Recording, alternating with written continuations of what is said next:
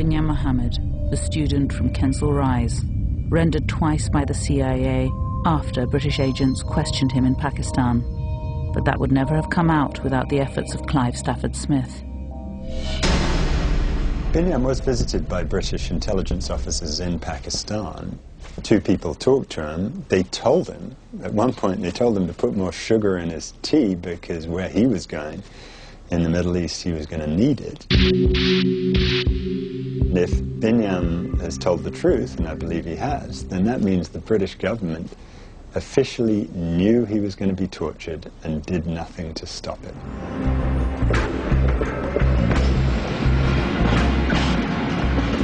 All this was put to the then Foreign Secretary Jack Straw, were British intelligence agencies complicit in the CIA's rendition of Binyam Mohammed al-Habashi.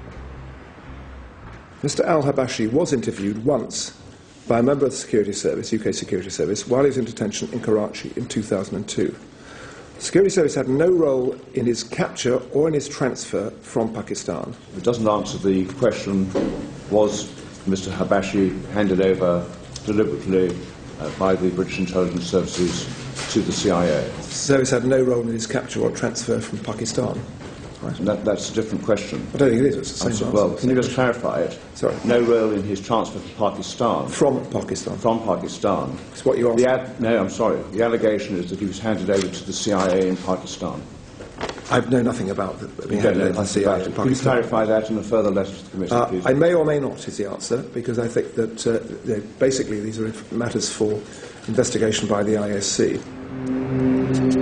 The ISC, the Intelligence and Security Committee, meets in secret, and its findings may never be published. Its report on rendition acknowledges mistakes, but what may never come out is its fury at the Bush administration for compromising British agents and damaging genuine anti-terrorist cooperation between allies. We have put our allies in a very difficult position. The former head of the CIA in Europe says that's one of the reasons he resigned. One, it affects the willingness of other countries to work with us, the intelligence services and police forces of other countries to work with us. Two, it makes it difficult, even if those countries do want to help us, it then makes it very difficult for them to help us because there's all this bad publicity and they're at risk of violating their own laws and that sort of thing. But I can tell you that I don't believe that intelligence collected under that type of situation is reliable. You can't depend on that.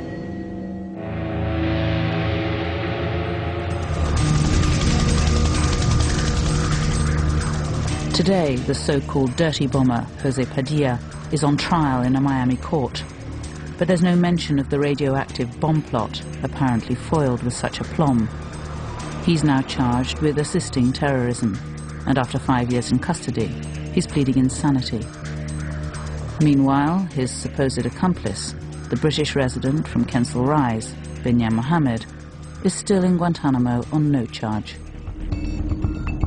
He'll rot in Guantanamo for some years to come, I suspect, unless he gets the sort of political support he needs from the British government to get him out of there. Clive Stafford Smith will now have to fight to see his client again.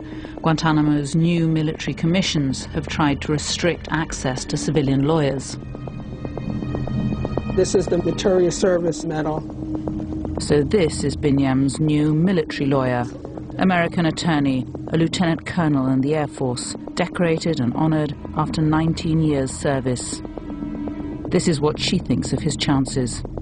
If Mr. Mohammed or anyone goes to these military commissions, they're going to be convicted. The system is rigged. It's designed for one thing, and that is to assure convictions. It's a kangaroo court. Why isn't it fair?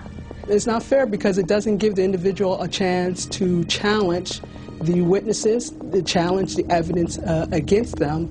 If you're going to try anyone, you have to make sure you try them in a full and fair system, not one that takes away due process rights, not one that relies on torture and coercion, not one that hides behind national security to hide evidence that may be crucial of showing whether a person's innocent or guilty.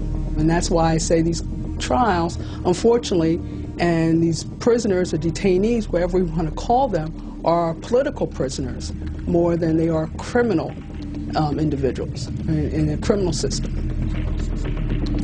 Now the judges have stopped these military commissions. They're indefinitely delayed, while the fun-loving kid from Baltimore, Majid Khan, is still in Guantanamo, still classed as a top al-Qaeda suspect, and still refused access to a civilian lawyer.